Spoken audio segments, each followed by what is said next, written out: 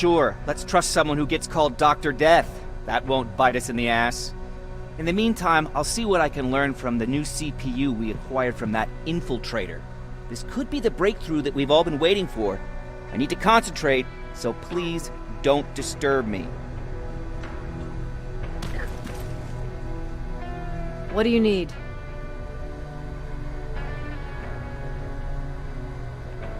Was Mac the one whose drone you smashed? Yes. Yes, it was.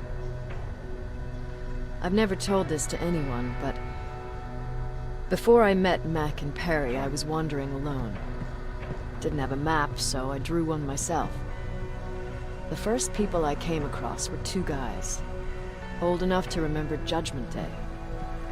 We camped out together. They gave me advice, we shared some stories. Sounds nice, right?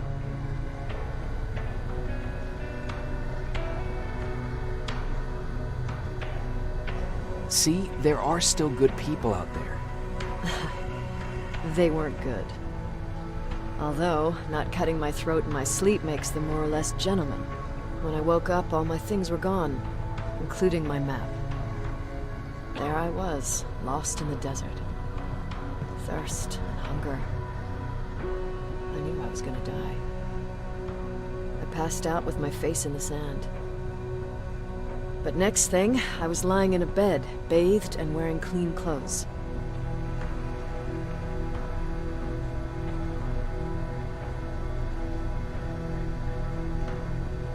You're lucky someone found you. Someone did find me. Too bad it was Skynet. Through the window, I saw thousands of Terminators. First, I thought it was a work camp, but it was something else. A Skynet research facility. They kept me alive, but I didn't know why. I thought I was the only human there. But after a while, someone came into my cell. A man. Well-dressed, clean-shaven. You want to take a guess who that was? One of those guys who robbed you? No. He was a traitor to his race. Bastard was selling every piece of knowledge the machines didn't have. In return, they gave him everything he wanted. When he was done stuffing his face with food, he had another request. He wanted a whore. It lasted months, until I got to wrap a towel around his neck and make his eyes pop. You don't want to see people for what they really are. I've seen their true face. That traitor, those two guys in the desert, Mac, they all showed it to me. It's not pretty. The truth is, the only reason I fight for the Resistance is because I despise people just a little less than the machines. Anything I should know about Dr. Mack before I leave? Only that he can't be trusted and he's highly manipulative. So you need to stay cautious.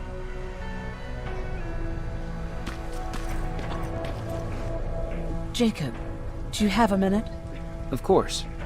I've heard that you're going to Hollywood Hills. Well, with Baron yelling like that, the whole shelter heard. He wanted me to tell you if I needed anything, so here it is. When you get to Hollywood Hills, could you stop by my old house? It's near the Griffith Park tennis courts. I wonder if Peter went there and left something for me. I know he'd be stupid to go there, since now it's behind the Annihilation line, but then again, he was always full of stupid ideas.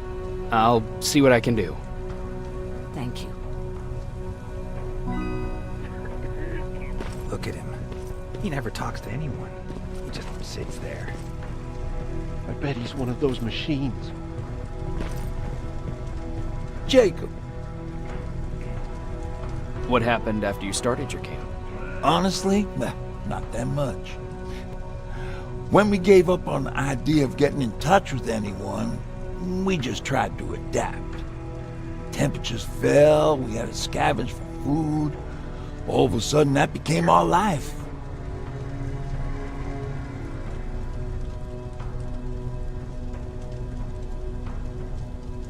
Didn't you try to reach home? Some people did. Most of us were scared of what we'd find if we did get home, so we conveniently said we're stranded here anyways, and stayed. Well, I know how stupid it sounds, but we managed to have fun in our little commune. I still had my guitar with me. We talked a lot about how we're gonna be famous, because we're the only living band in the world. What was your band's name? Well, we were thinking about changing it to Survivors, but something similar was already taken. We were just stupid kids, not realizing what was going on. We paid the price for it the first time we saw a tin can. I was tuning my guitar when I heard a strange noise. I found out later that it was a T400. Must have heard me play. It didn't even have the decency to look scary. Maybe if it did, we wouldn't have just stood there when it started firing. What did Tucker do? Well, of course, he was the first one to help. He grabbed a lead pipe and ran up trying to kill it. He screamed like he was leading us to battle. The tin can got Tucker with a single bullet. Bam! Just like that. 7 other people died before we finally destroyed that thing.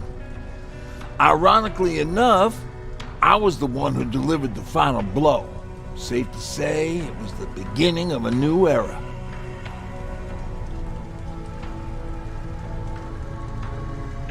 Earlier, you said that a new era started. What changed? Well, for one thing, with Tucker dead, I became the new leader of the group. Something I never expected or wanted, for that matter.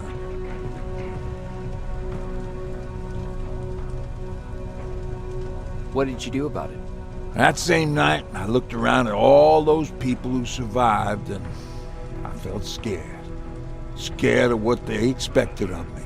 I started to walk away like I was on autopilot. I don't know if I wanted to run away or to kill myself, but then something surreal happened.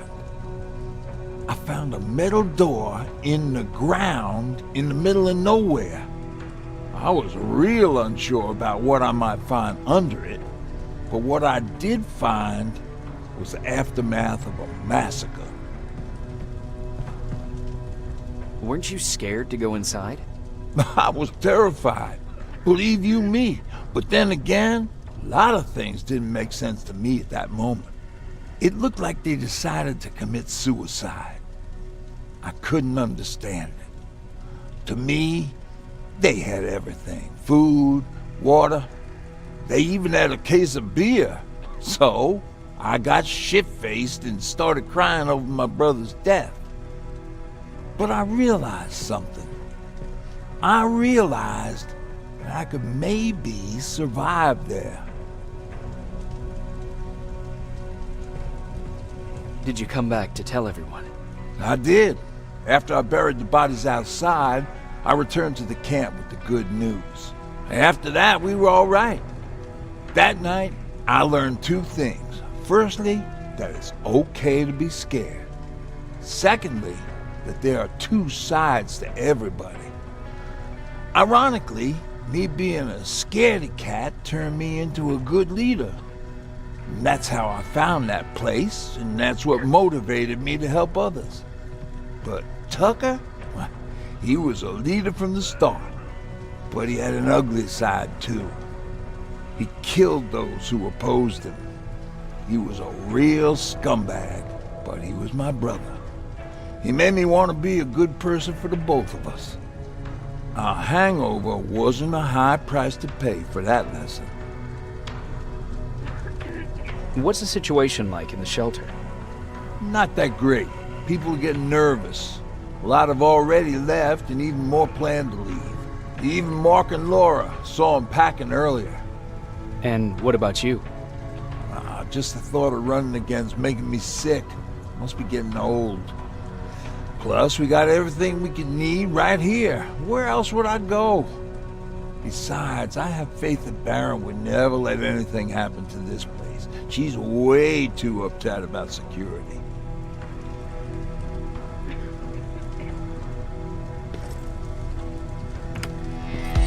Don't Don't be shy, Rivers.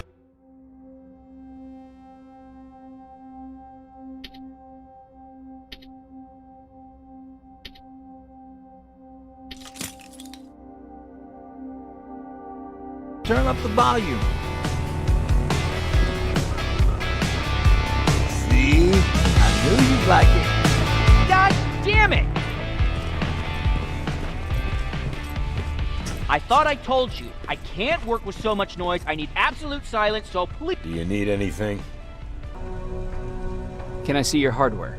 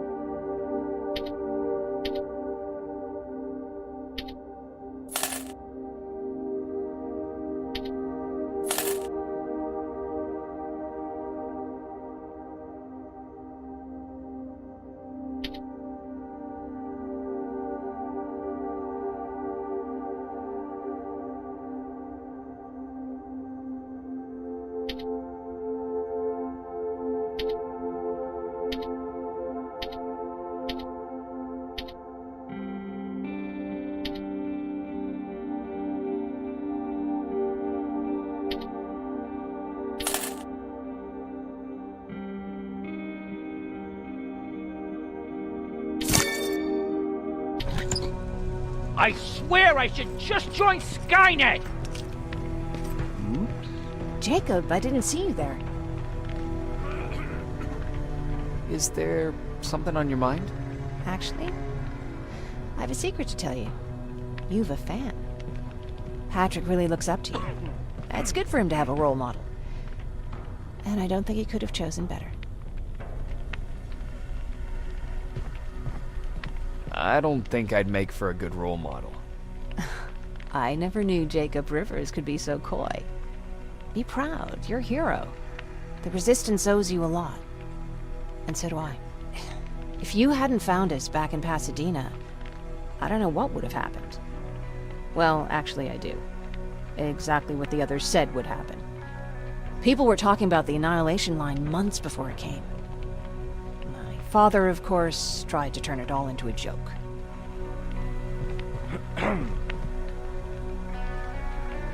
Knowing your father, it couldn't have been a good joke.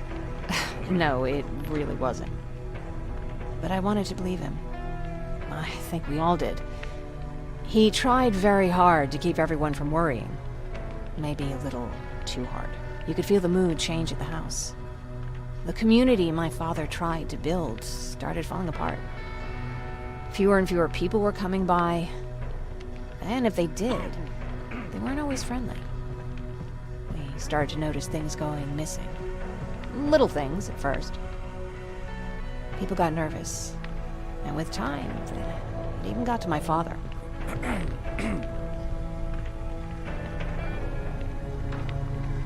Did it ever get to you? Of course it did. For the first time in my life, there were only the three of us at the house. After a while, my father changed the sign from welcome to beware. He put a lock on the door. And started carrying a shotgun. I didn't even know he owned a gun. He always said he didn't believe in them. I wanted us to leave our house and run, but he didn't want to listen. Said it was the only place he could keep us safe. Thanks for letting me spill my guts like that.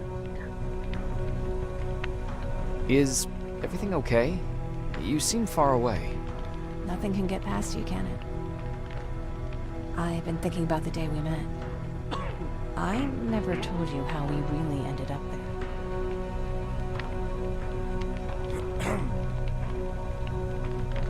there. You don't have to if you don't want to.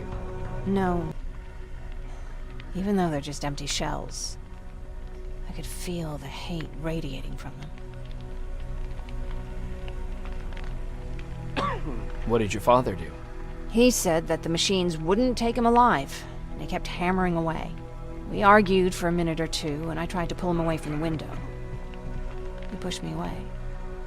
I tried it again, but he shoved me. This time I fell. I didn't recognize him as he was reaching for a shotgun. He said, I shouldn't worry about the machines, they wouldn't hurt us. I don't even remember how. But the gun was already in my hands. I closed my eyes and went someplace else. Didn't even hear the shot. I didn't hear Patrick's steps either.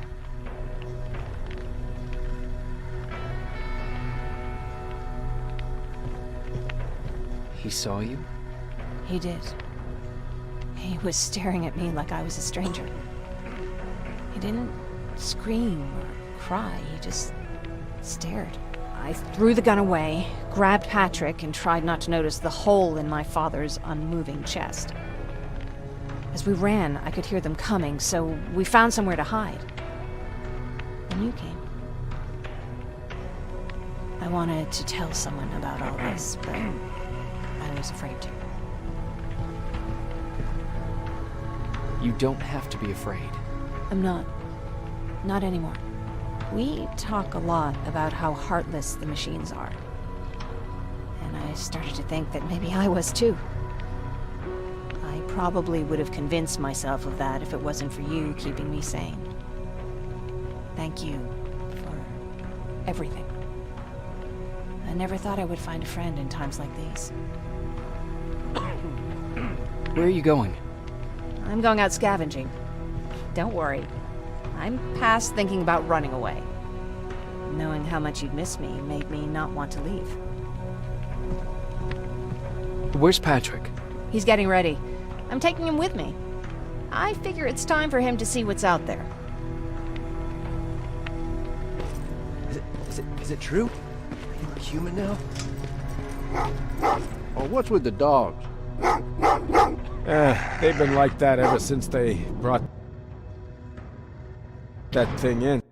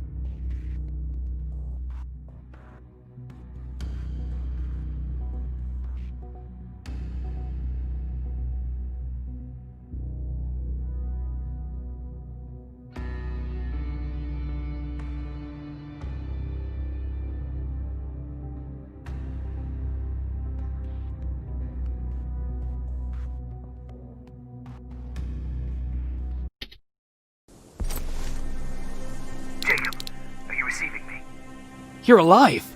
No time for that. Do whatever it takes to get everyone out of that shelter. Do you understand? They're not safe there. What? Why? God damn it! But what does he mean? Get everyone out of the shelter?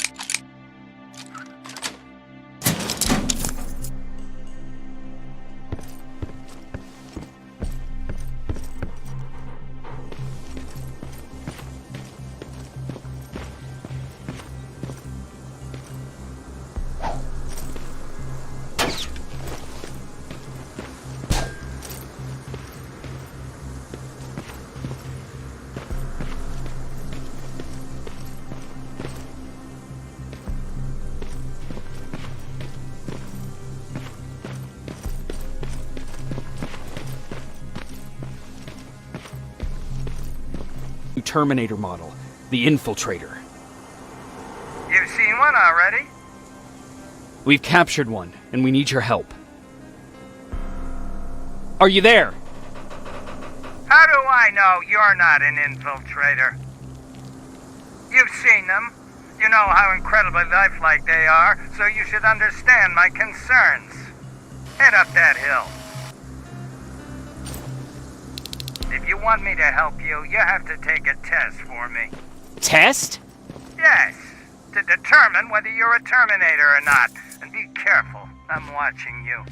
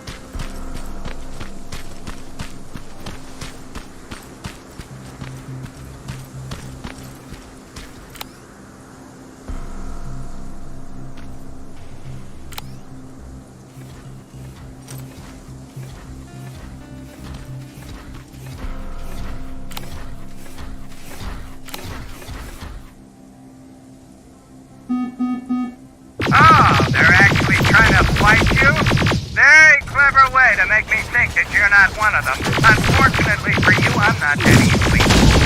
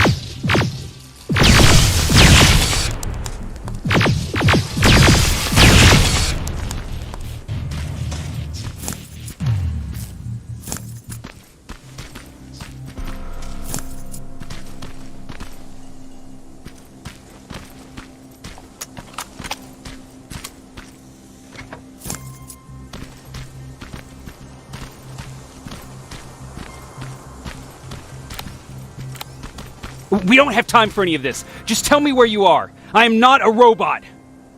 Living tissue would make you a cybernetic organism, not a robot. Words have meaning. Conversations between human beings would be a lot easier if we all just trusted each other and understood the deeper meaning of what we said. Keep that in mind during this test.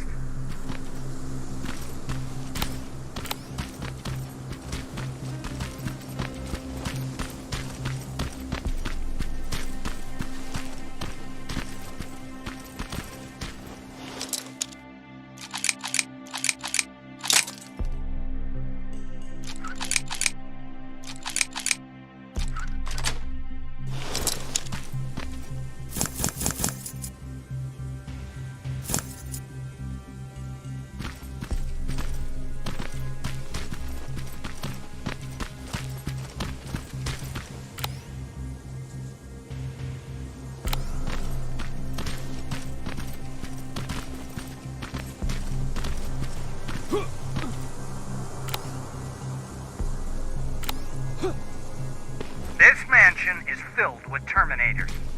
They've been trying to find me for a while now, all 8 of them. Well, I guess with you in there, that makes it 9.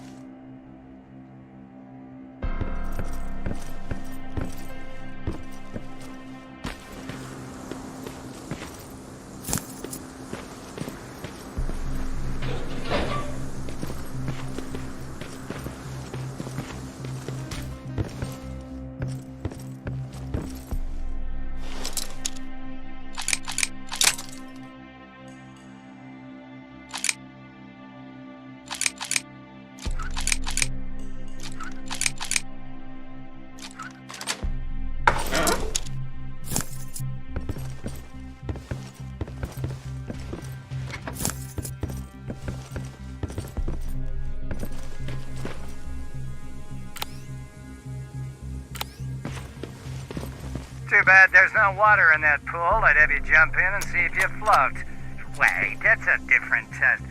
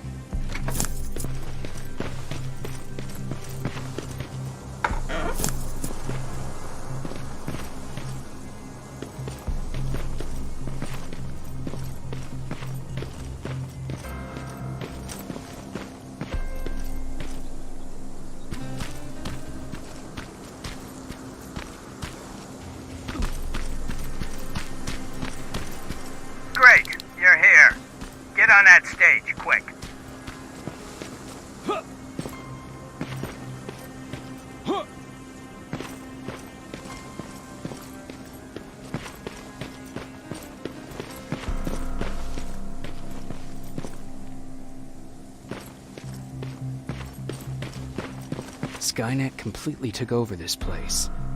I could do something about that.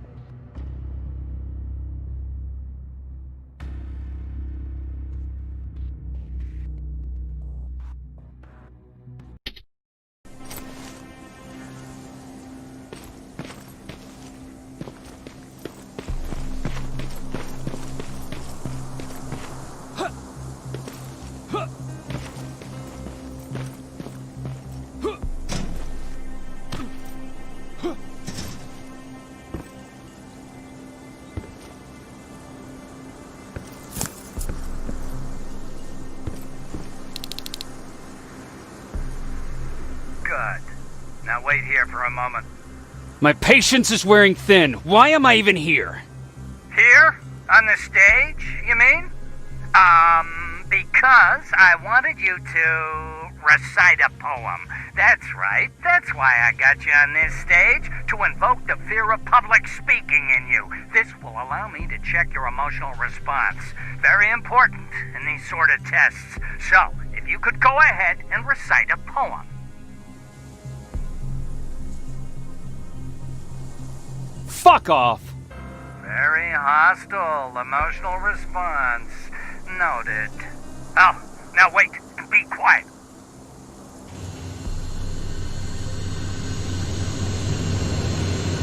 They regularly patrol this area. Don't let them see you. So you know I'm not a Terminator.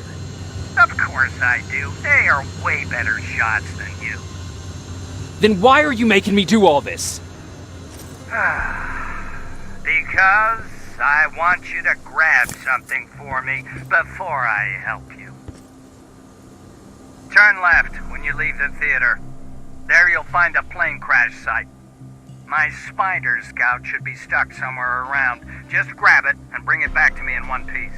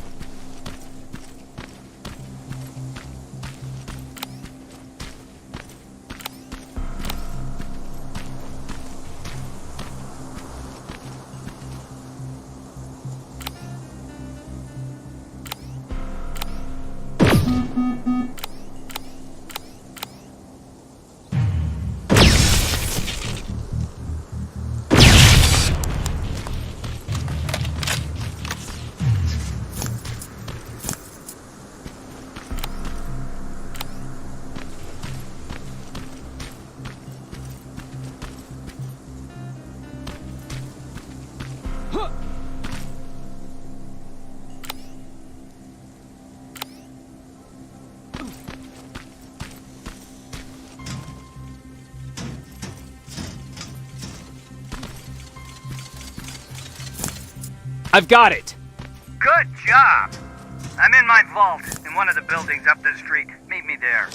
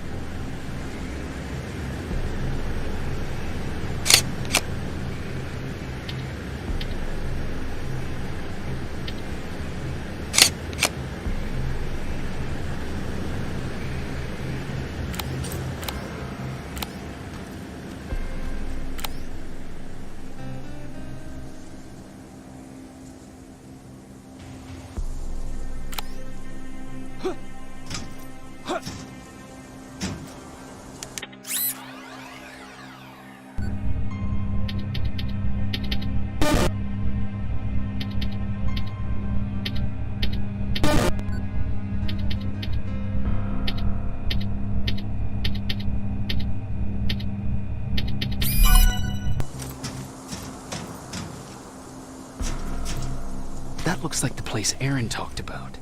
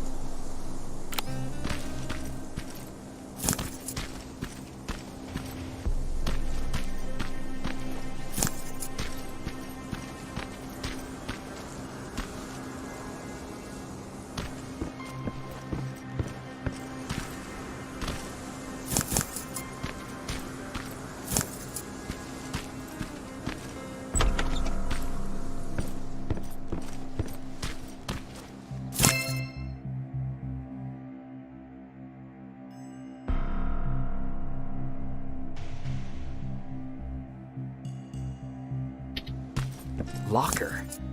Where would I find a locker nearby?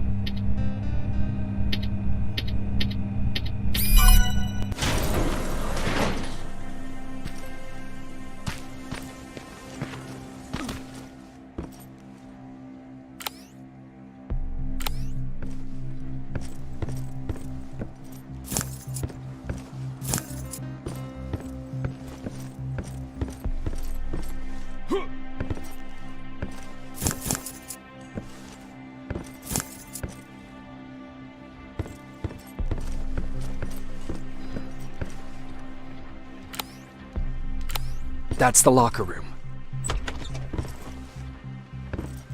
I hope it's not you, Peter.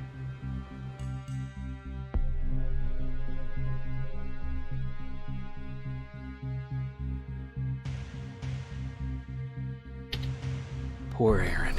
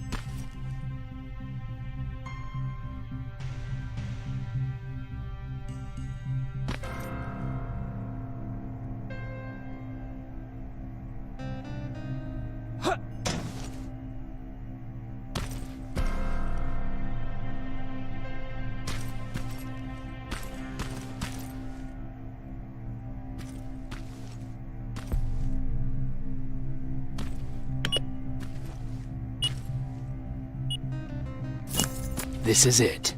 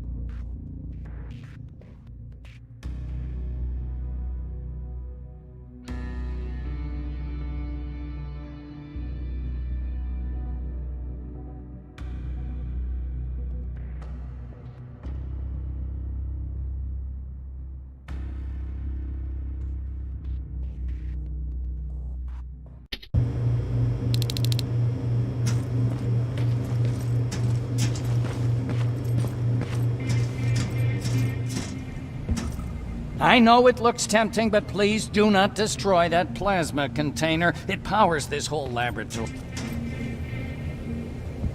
Sorry for making you run around like that.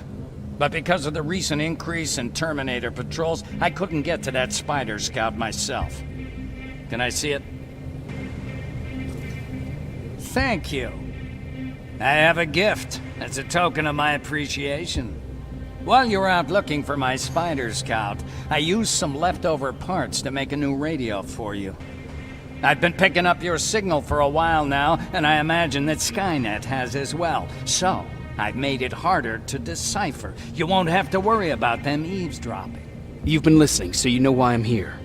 Yes. Now, let me see that gun. What a beauty. I've got to tell you, if Skynet wasn't so gung-ho about killing everything... What's interesting about it is that the matter inside is far more condensed. That way, it releases more energy on discharge, dealing much more damage. And also, its plasma blast is violent, so that's different. Can you bypass the encryption lockout so we can use it? Alvin couldn't. Alvin couldn't bypass an egg timer if his life depended on it. I'll do it, but it's not that simple. First, you'll have to bring me Skynet's latest security codes. Security codes? They will allow us to access Skynet's mainframe.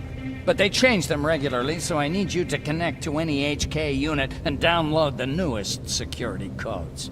To do that, you'll need my code reader. When I was excused from the shelter, they made me leave all my equipment behind. Alvin should have my code reader. Okay, is that everything? As far as the security codes go, yes. Then I'm moving out. Actually, I've got a question about that infiltrator that you have there. Is it intact? Or more specifically, its neural net CPU? I've been hacking Skynet's units and I'm noticing similarities in their patterns. I think I'm ready to reprogram the CPU from that infiltrator. It's more powerful than any other. Should I ask Baron about that too? No, she can't know about it. She would not approve. I know how this sounds, but you need to steal it for me. What? I'm the only one that can reprogram that chip. For some reason, Skynet has started to learn at a geometric rate. We need to prepare ourselves for whatever's coming, and I believe that having an infiltrator on our side will give us the advantage. Just think about it.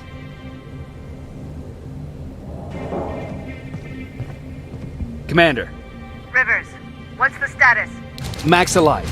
He will help us, but he needs a device he left at the shelter. All right, we can do that. Report to me when you get back. Over and out.